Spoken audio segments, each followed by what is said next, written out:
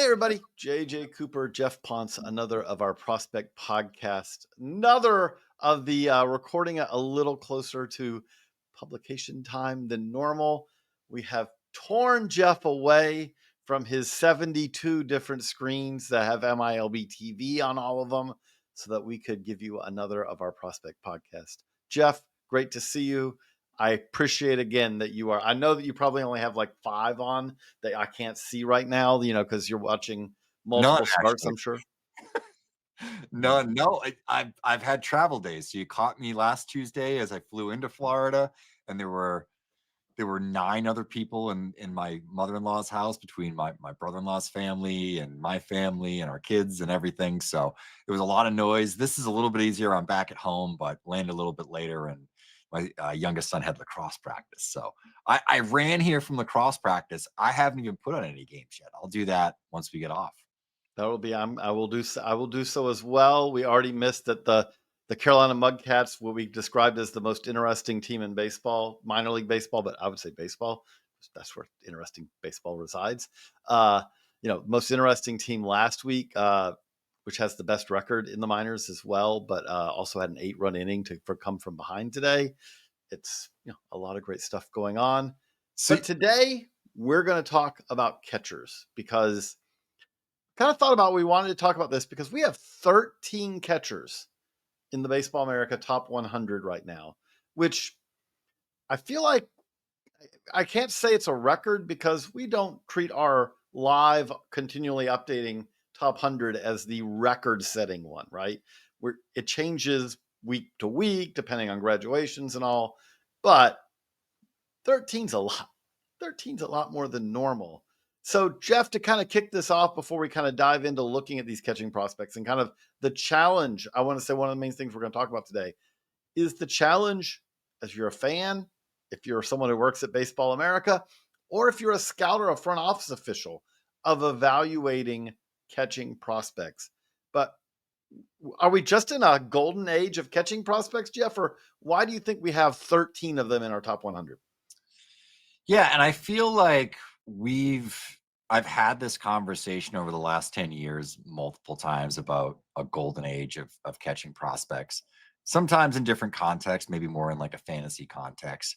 Um, but I do think that it's definitely a position where if you can hit well above the bar and you can catch enough, it's definitely an area where you can accumulate a lot of war, just in terms of how you're viewed and how you're valued. I think the other part of it too is teams, and I'm sure we'll get into this, but teams do seem to be able to coach up catching and teach guys to receive and block and just do the little things at the position, at least getting them up to speed at a faster rate than I remember in previous years. It seems like there's a lot of guys that come in with defensive question marks, out of the draft in particular. That and especially from the college ranks, I think two that come to mind are like Will Smith and the other one being Austin Wells, where there was some question to, how good they were defensively and if they really were going to stick behind the plate. And I think if you followed their careers, there were times where it did look a little shaky, but eventually those something clicks, whether it's reps, etc., and those guys get to a point where they're really, really productive. I also want to credit there's a Mark Feinsand story, I believe, today that talked to front office executives about what is the most valuable, most important position. If they could take one position and hey, we're going to fill that to start off to build a team. And the overwhelming answer was catcher. But also that story noted, as we've noted also, that catcher is also a position everyone nowadays feels like they need two, right? There is no Salvador Perez may be the last of the I'm the catcher. I'll catch 145 plus games. And, if I break my leg, I might miss 3 games, but I'll be back by the weekend kind of guy. Nowadays, even the really good catchers, you're really kind of thinking that they're probably going to catch 115, 120. They're good enough offensively. They'll DH some in addition to that. But so everyone needs 2 or 3. So there's a lot of, in a way that you don't really need. No one's like, we need our 2 shortstops. We need our 2 center fielders to make this work. Catching's a different experience. But the other thing I would say with that is and it's also true that I would say that while there are durable catchers, it is also a position that wears you out a lot quicker. I just called up the Fangraphs 2019 catching WAR leaders, right? And it's Real Muto, Grandal, Roberto Perez, Mitch Garver, Christian Vasquez, Tom Murphy, Robinson Chirinos, Wilson Contreras, Carson Kelly, Buster Posey. That's your top 10. There's like 2 or 3 of those who are like everyday regulars. Here we are, again, a number of seasons later now, 7 seasons later, I guess 1920, but 6 years later, that's a lot of turnover in a way that you wouldn't see at a lot of other positions. It's a challenging position, but that's kind of a great way to dive into it, I would say, is nowadays when we're looking at a catcher, I like how you put it, like, that if you can get a really good one, it really does. I really do think, like, if you said, well, why did the Giants win 3 World Series? That's a good pitching. But having Buster Posey as a guy who was giving you middle of the order production and the defense behind the plate does give you an advantage. Teams like that, things like that. But when you're looking at a catcher, bat first, glove first, got to be all of the above. And has that changed? I'm still a sucker for a really good defensive catcher. I think, if you have a strong enough offense and you have a good pitching staff, it shaves runs off the board. Um, it at in this day and age with bigger bases, limits on how much you can check the runner at first base. Um, and guys are just running more often. So, I think being able to handle the position defensively is still incredibly valuable. But, I think there's a middle ground that, if you have enough defensive ability that you can keep runners honest, that you don't make bad mistakes, that you frame and you steal enough strikes, and you can provide something offensively. I think that's kind of the perfect marriage. Like if you can find a player that can do all of those things, ideally, um, you know, those are the guys that you're going to invest in. But I do think like you look at some guys like Cal Raleigh, you look at a guy like Austin Wells, you look at a guy like Will Smith, they do sort of balance it. And it might be a little bit more bat than it is defensive, but they're at least average behind the plate. I think that goes a long way. So I do think that like it's the position to me where defense is most important, maybe even more so than shortstop. Um, I just think that when you see bad catching, and I see a lot of young catchers, a lot of guys learning the position during the summer on the Cape, and during my summers, especially like my Julys, which are chock full of going to games and watching games. I see, on one given night, I might see a AAA game, I might go to a AA game, I might see 2 Cape games. So I kind of have that like calibration of seeing someone who's pretty good back there versus a guy that's still learning the position. And there's just a lot of mistakes that are made, a lot of free bases and sometimes free runs or free strikes or balls, excuse me, and walks that kind of come along with guys that are kind of clunky back there. So, I do think that there's a defense is more important because you can't really hit your way into the position if you're a 30 defender back there, but if you're a 45 or a 50, then you kind of can. So I think there has to be some give and take, some balance. But I think ultimately it's the position on the field where defense is paramount. I would say where I've kind of come to now is I agree with you. Defense is paramount. But when it comes to minor league prospects, I'm probably more inclined for the guy who can hit than I used to be. And the reason for that is that catching is the position. I was on, as we're recording this, I was on foul territory with 2 big league catchers earlier today, Eric Kratz, AJ Brzezinski. And I asked them the question, and they said, like, at shortstop, not that you don't develop skills, right? Like you don't develop your ability to know, okay, I'm going to shade an extra step this way because the pitcher's throwing this pitch to this location, and I'm going to, start moving in that direction, right? You can pick up things that help you add to your range. You can figure out, okay, if I make this throw like this, I can get a little bit quicker exchange. All those things, you can improve it, but nothing like with catcher, where the Brewers seem to do this every year, right? If the Brewers bring in a catcher, he gets better over and over. William Contreras is now kind of the epitome of the well-rounded catcher. If the Braves had done that, I promise you they would not have traded him away in the deal to bring in Sean Murphy, because he's better than Sean Murphy, right? They had him and Shea Langoliers, and they end up with Sean Murphy. And if you had it all do over again, if you could develop his defense like the Brewers have, you would want Contreras out of that group. But I would say that there is no position now that is more of a pro skills development position. You could say pitchers. You could argue a lot of things with pitchers. But I would say, like with pitchers, you have colleges that are doing a lot of those things, right? You have the Wake Forest pitching lab. You have what they're doing at LSU, and there's all these programs, right? No one does catching like the pros do catching. And it's not possible, is what I would say, because you've got 20 hours a week if you're a college program, right? Very limited time for instruction in season. And you probably don't have anyone on the coaching staff who you say, well, what is your job? I just focus on catching and receiving 365 days a year. You can't do that. Where every MLB organization has, if not one, if not multiple people who that's literally all they think about. And to give, like, I love kind of giving this example. If you just look at how much catching has changed, I promise you, I'm not going down this rabbit hole much. But like, if you look at the last 10 years, if you looked at catching 10 years ago to now, there would be the very obvious changes. Okay, they used to set up both knees off the ground. Now everyone sets up one knee on the ground most of the time, because that helps you receive better, helps you frame better. Doesn't really seem to affect throwing. Doesn't seem to affect blocking. I know that drives some people crazy to say that, but we have not seen problems with those things. Well, we have seen improvements in framing. But even on that, like, okay, I'll take a more extreme example. I'll put it to you, Geoff. I'll put you on the spot, right?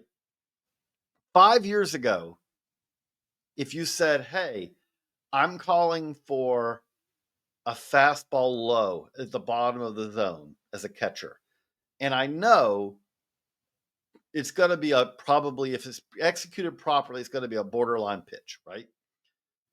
What would the catcher, the catcher would present a target, right? And they would just they would try to then take that target and just catch it in a way that allowed them to make it, move it up just a little bit, right? Now, it is, you present a target, then you drop your glove all the way basically to the ground. And then as the pitch is coming in a motion, you don't try to catch it at the edge of the zone. You just try in a fluid motion to catch it where you end up in the middle of the zone. That wasn't taught 10 years ago. And when you say, like, where did that come from? I promise you, it came from some kind of catching instructor spinning hours and hours and hours and discovering that actually led to more stolen strikes at the bottom, right? There's all these little parts of it. But that's where I would say that the bat is a little bit more important, because Austin Wells, to me, is a perfect example of this. There are guys out there who, when they're in college, you're like, this guy's never going to catch. And then they end up being fine, right? Paul DeYoung is pretty much the only example I can give you of a guy who's like, that guy's not going to play shortstop. He didn't play shortstop in college, really, who then is a shortstop. Like, it's not something where guys just surprise you with their ability to stick at shortstop that much. They do it at catcher.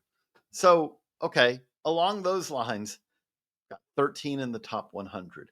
Who are you most comfortable? Doesn't mean, I'm not saying who do we have ranked number one, but who are you most comfortable with as, like, yeah, I feel pretty good that this guy's going to be good for a long time? Oof. I am putting you on the spot. Yeah, I mean, it's tough. Based on my previous statement, if we're just focusing strictly on the defensive side of it, I think it's Ethan Salas, but I have major question marks about Ethan Salas's bat. He just hasn't been productive in a couple of years, or about a year and a half now. We just haven't seen the same kind of numbers. You know, this might be a funny pick, but I think it's Therion Lorenzo. You stole my pick. I think the bat is so loud. It's a switch hitter, which switch hitting catchers kind of love that profile as well. Um, and I thought the defense, I saw him in spring training, I saw him in Arizona Fall League. I thought there was something there. I'm not saying he's a 60. It's not close to that. It's not Ethan Salas. Like you see Ethan Salas receive, it is buttery. It's smooth. It's the best. Yeah, it's really good. The first time you saw him, like when he was 16 in a big league game in spring training, it was clear. You know, it was like, all right, this guy is a phenomenal catcher. But yeah, I think it's Lorenzo just because of the combination of power, and I think that there is enough um, defensive ability there, a big enough arm that moves well enough behind the plate that I think you can coach that up and he can get to a point where he's pretty good. And, you know, by the way, the Tigers have had a couple of pretty good defensive catchers over the last couple of years, and Jake Rogers and, you know, now Dylan Dingler. So they do have some guys that, you know, probably could teach him a little bit.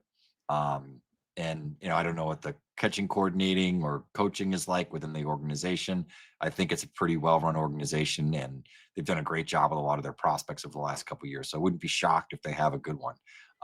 Don't cover the organization. You could probably speak more eloquently on that than I can, but I think he's the one that I would pick because I do think there's enough offensive firepower there, real firepower in that bat. Plus, there's enough defensive ability. I came away so today in preparation for this, knowing we were going to do this, as I love to watch video. So I tried to dial up video of receiving. We're not going to worry about throwing tonight. One other thing I would say is that I think we both agree. If you said you could have one or the other, you want to have both. But if I can have a great left hand, I'm going to take that as a catcher over a great right arm every time, right? Because a great right arm is a great weapon to have. But even now, even with the liberalized stolen base rules, you're still probably only going to face, you only face a couple of those per game, maybe, you know, attempts. And by the way, if your pitcher's quick, you could be 2-1 and still get a guy out. If your pitcher's slow to the plate, you could be 1-9 and it's safe. You know, there's not just the catcher who controls that. The left hand, if you can't receive, if you can't steal pitches on the edge of the zone, if you can't comfortably block that pitch, which, by the way, I know we call it blocking, but a lot of blocking in pro baseball in 2025 is hand more than it is body, because some of these pitches, like a lot of blocking to me is the worst case scenario pitch, right? Where you thought it was going to be down and away and the pitcher completely lost it. So it's a fastball that's up over your head and you've got to be really quick. Or you thought it was going to be on the outside and it ended up on the inside and in the dirt. There's a lot of things that can happen there where, yes, you want to get your whole body in front of it, but sometimes you're just going to put the glove and you better be able to kind of control that with the hand too. But try to watch receiving. Couldn't watch all 13 because we should note Samuel Basayo hasn't caught in the minors yet this year, injury. Jefferson Cuero hasn't caught in the minors this year or last year, with the exception of maybe one inning. I can't remember if it was the top of the first or the bottom of the first that Jefferson Cuero hurt his shoulder. I was watching that game in the opening day game. So we're still waiting for Cuero to come off the IL. And then Blake Mitchell, also in the top 100, is an injury as well. So 10 of the 13 got to watch and kind of dialed up as many borderline bottom of the zone pitches as I could. I'm not proclaiming that I'm the expert on this, that I'm a scout or anything like that, but you can see how different guys do it. And I kind of expected, I have to say, with Lorenzo, I was expecting worse than what I saw. I know he's a big frame guy, but like you said, you saw him in person in spring training. He's pretty fluid. The hands work pretty well. I did not come away from that in any way watching it thinking this is a guy who has trouble Now, again, limited look. I'm not saying I saw every pitch he received and all that, but I try to pick pitches that require, enough of them to see like, okay, attention to detail, right? Are you doing the same thing every time? Or sometimes are you getting a little lazy and going, I'm not going to bring my glove all the way down. I'll give a target. I'll stay here. Some guys do that. How do they think when it gets in the glove, right? Eduardo Tait rattles around a little bit in there. Doesn't not clanking it all the way out, but you do see the ball move a little bit in that mitt sometimes. Where, again, he said Ethan Salas. Watching these 10, Ethan Salas felt like I was watching a guy who's at a different level on this receiving. But then we get to, I think that's a good one. You mentioned Lorenzo. I would he also is, I would say Dalton Rushing, since you mentioned Lorenzo. I think that Dalton Rushing could be okay defensively. It's going to take a lot of work for him to be better than that. But if he's okay defensively with that bat, I don't know what team he's going to fit with because they've got Will Smith in the Dodgers for a long time. But man, that's not bad. Basayo, also obviously so young. But how do you what do we do with the conundrum that is Ethan Salas? Yeah, it's really tough. Because I think, the player that we saw initially out of the gates was exciting. I mean, the bat was better. He was so young. But we've had, a full season Arizona Fall League. He played 113 games last year. 23 in the Arizona Fall League. He's had another 10 this year, and he just hasn't hit. I mean, it's been closer to the Mendoza line than 250, and that's worrisome. There hasn't been a lot of power. Even in the Arizona Fall League, which is a great environment, he did hit 4 home runs. But I don't know. I mean, it's the AFL over 23 games and he slugged 424. Once again, he's really young. The point that our colleague Ben Badler makes anytime we talk about Ethan Salas is he would be draft eligible this year, correct? Because he'd be a high school senior. Yeah, he turns 19 in June. So he would be a high school senior if he had stayed in the States and, gone through the normal process. So I think when you keep that in mind, you maybe want to give the bat a little bit more time.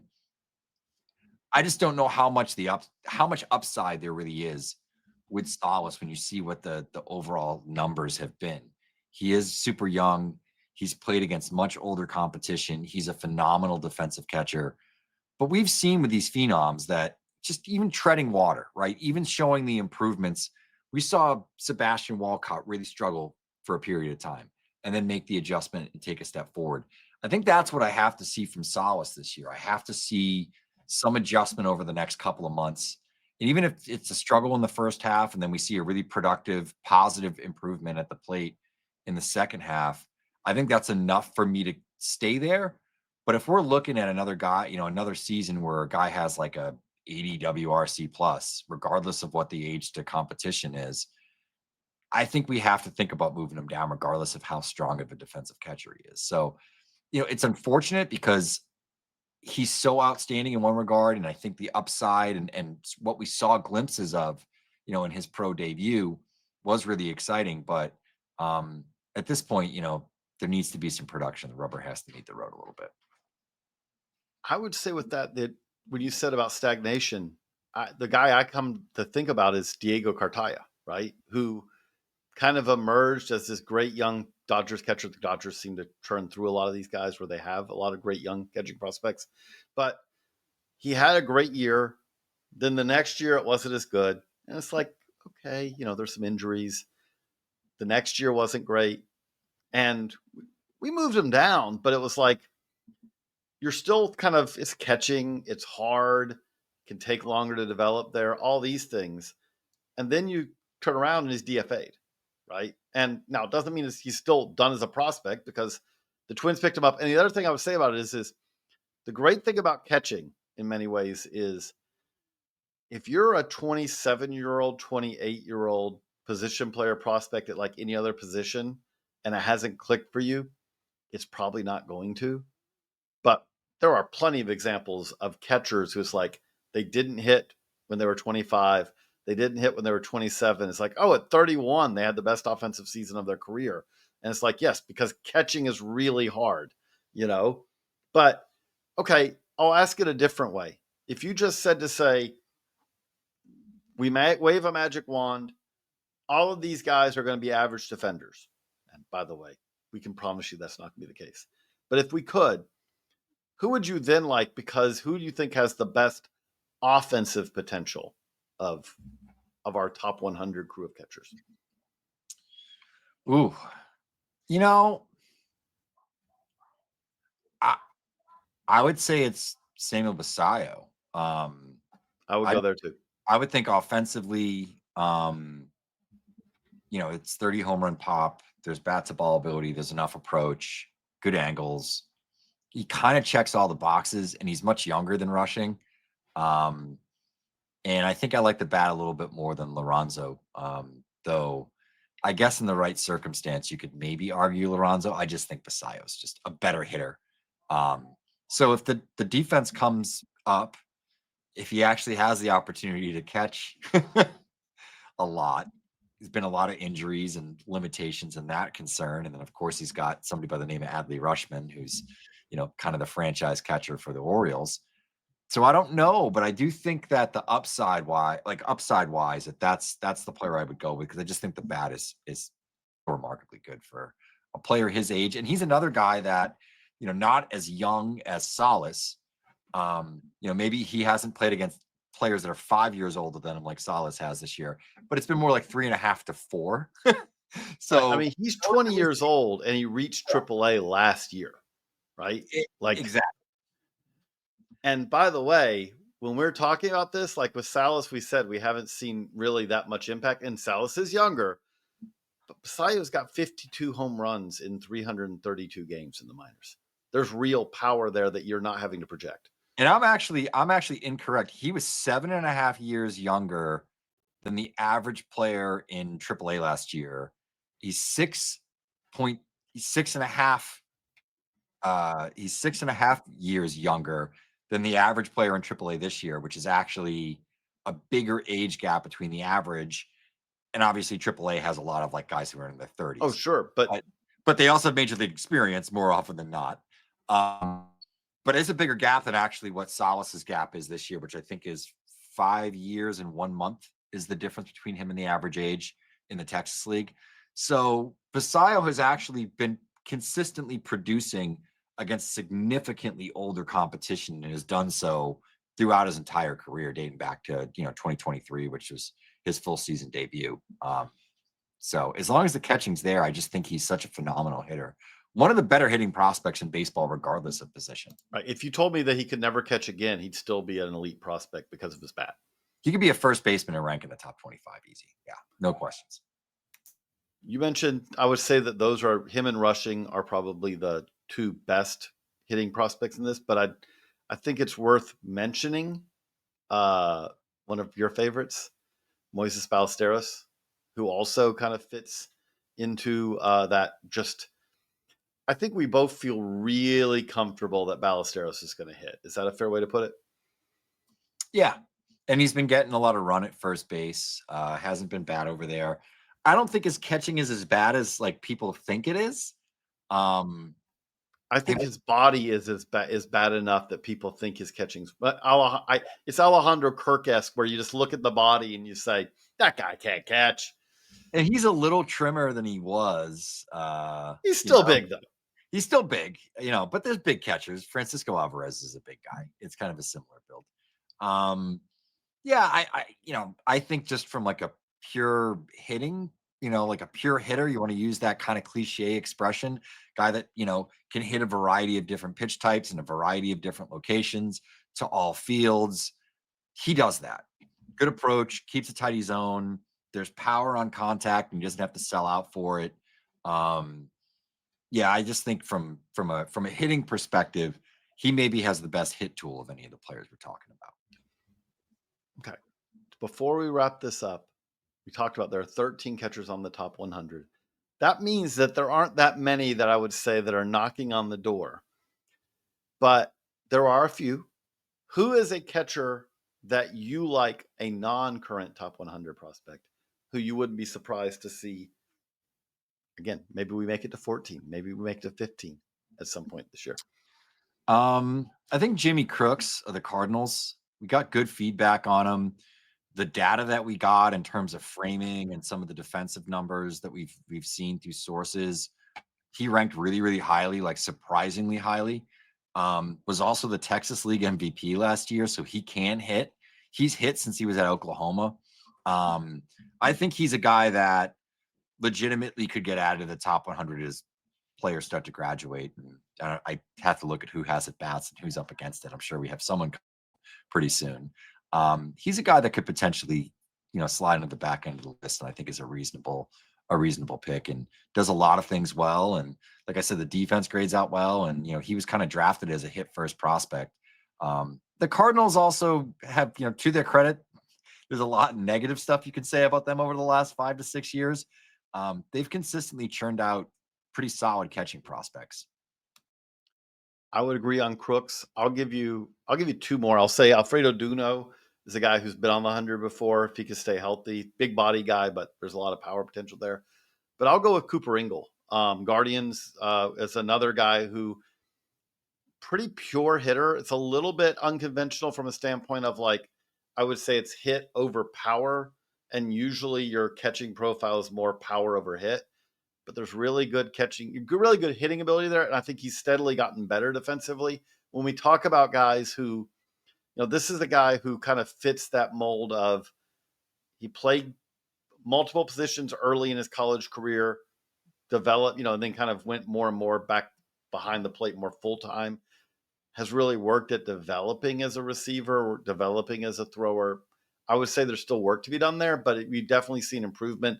The trend line's in the right direction. And again, to go back to it, you could be a backup catcher, if you're 20 hit, 50 power, really good defender. But if you want to be a regular and you're not Martin Maldonado, you kind of got to hit some, and Cooper Ingle can definitely do that. So that's one that jumps out to me. So we hope you've enjoyed, we've doing this little deep dive into catching prospects. If you have a topic that you'd like for us to take a swing at, you can, we're both on social media, at Geoff Ponce BA, at JJCoop36, but also you can send an email to askba@baseballamerica.com as well. And we're going to get on our prospect soapboxes right after this quick break. And we're back. So if you listen to the podcast every week, the Prospect Podcast, we end them every week with what we call our prospect soapbox, which is each of us is going to talk about a prospect that intrigues us. And the one rule is it's a minor league prospect. It's not an amateur, and they can't be in the top 100. We're not talking about top 100 prospects. Hey, last week or 2 weeks ago, I talked about Chandler Simpson, and look who's in the big leagues now. Chandler Simpson, much to my joy. But as I'll go first this week, and I got an easy one because I went down to check out the new ballpark in Spartanburg, the Hub City Spartanburgers, last weekend. And nice new ballpark, but it was also to getting to see the team as well. Really good matchup. I got to see Gary Gil-Hill on the mound for Bowling Green, and I got to see David Davalillo on the mound, right-hander for the Rangers, who, while Gil-Hill, as I would say, the more famous of the two prospects, but Davalillo is the guy who was your minor league ERA leader last year, 1.88 ERA. And I will tell you, I would still take Gil-Hill as a prospect, but if you said who was the better pitcher that night, and Gil-Hill looked fine, but it was Davalillo. 92, 3, see some fours there. I would say the velocity, I can't believe I'm saying this, but by modern era standards, you'd have to say that the velocity was fringe average, maybe, as a starter. Man, it's crazy to say that, but because it was touching fours. But what I would say with it also, though, is it's a really good kind of split change that's really effective. Slider, curveball. But the main thing is, man, this guy locates. Man, this guy can pitch. When he elevated his fastball, it was with intent. It was late in counts after he'd gotten everyone's eye level low because Everything else is down in the zone, down in the zone, down in the zone. And then once he's basically utterly worn you out by never making a mistake middle up, then he'll throw that fastball top of the zone or above it, and he can get some swings and misses that way. He would have had a perfect game for 5 innings. He threw 5, but if not for the fact that he had a strikeout that was a wild pitch, so a batter did reach on it. But just was really well-rounded. He's in high A. I don't want to make it sound like this is one of the best pitching prospects in the game or anything, but I was very intrigued. And the other thing I want to note is the consistency that he has shown so far. By the way, when you talk about bloodlines, his dad was a minor league player, also coached in the Mets organization.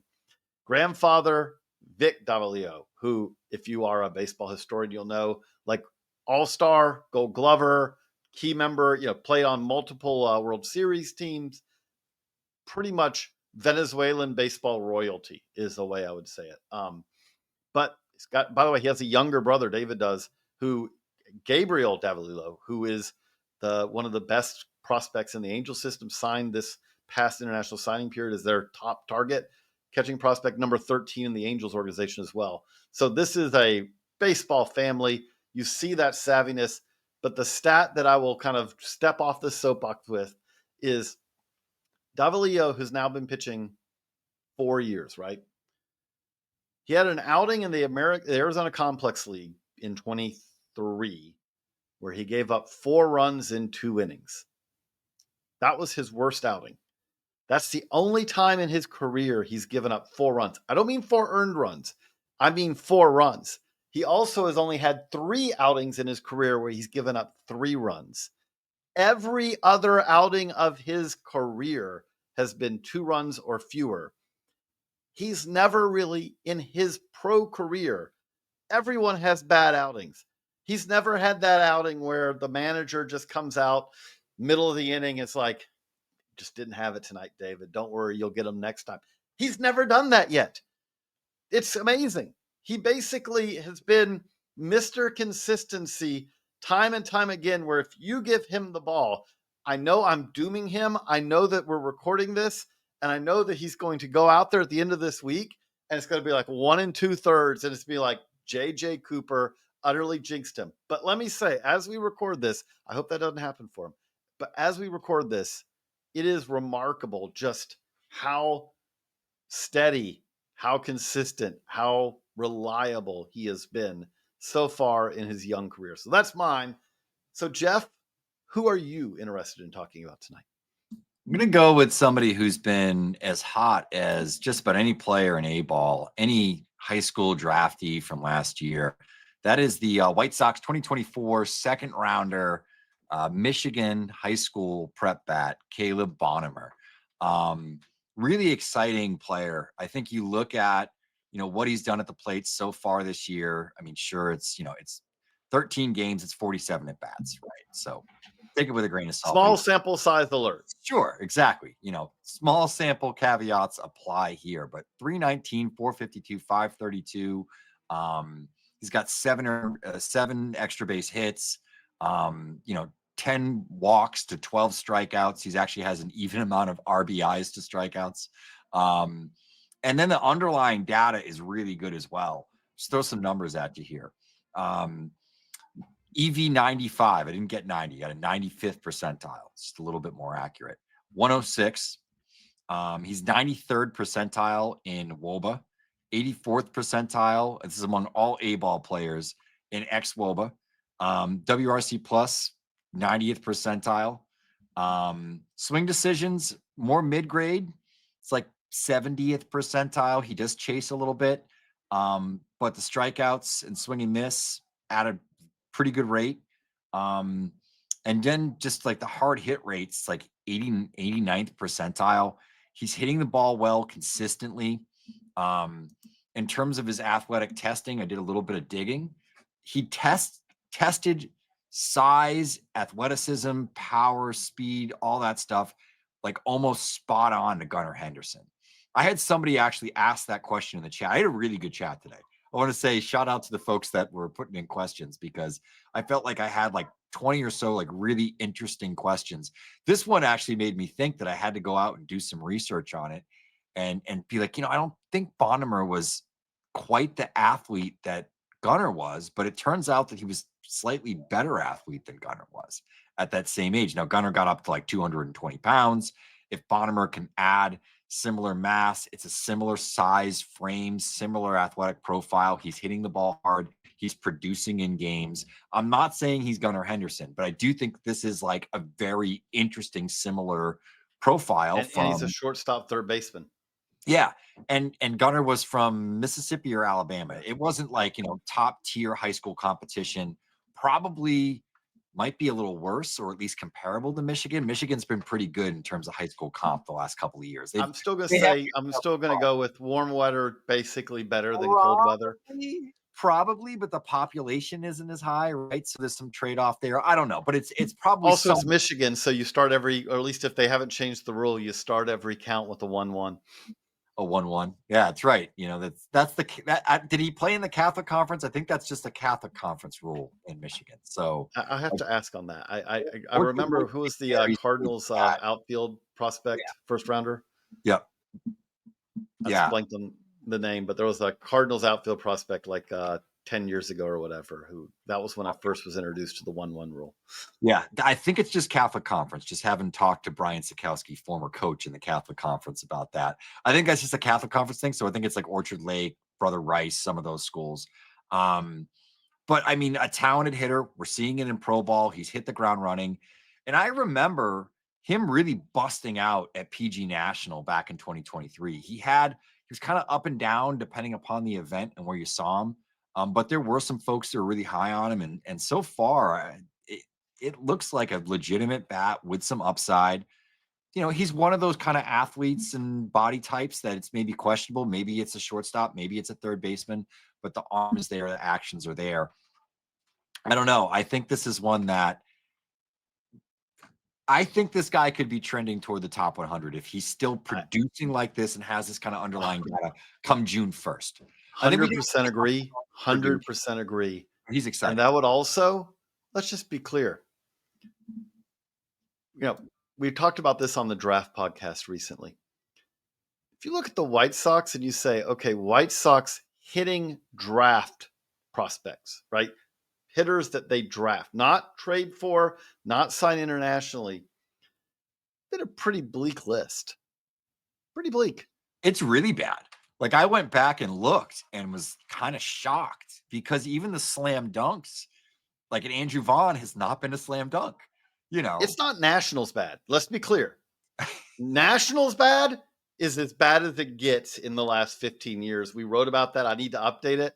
But there was a stretch there where you said post Anthony Rendon, right? And if you're saying post Anthony Rendon, that's been a while now, because it's been a few years since Anthony Rendon's been at the peak of his powers. But after him, there was a stretch there where you're like, who's the best position player? Now, and unfortunately for the Nationals right now, it's gotten a little better, but the guys that they have that are producing, if you say draftees, C.J. Abrams doesn't count. James Wood doesn't count. Jacob Young doesn't count. Dylan Cruz counts, but so far that's not counting in the way that you want it to count. So Keibert Ruiz doesn't count. So yeah, that's but the White Sox, it's not been great. Caleb Bonemer could be one of the guys kind of changing that trend. It'll be interesting to see. But again, we're going to try to keep it to a tight 45 tonight. Geoff's had a long day. I've had a long day. We've both had a lot. And I've got to edit this so we can get this up. We always try to get this up. So if you're listening to this on Wednesday, our goal is up Wednesday morning, both on YouTube and on the podcast feeds. We hope you are enjoying these prospect podcasts. Again, if you have any thoughts, reach out to us on social, YouTube comments. I read all those, try to respond to a lot of those.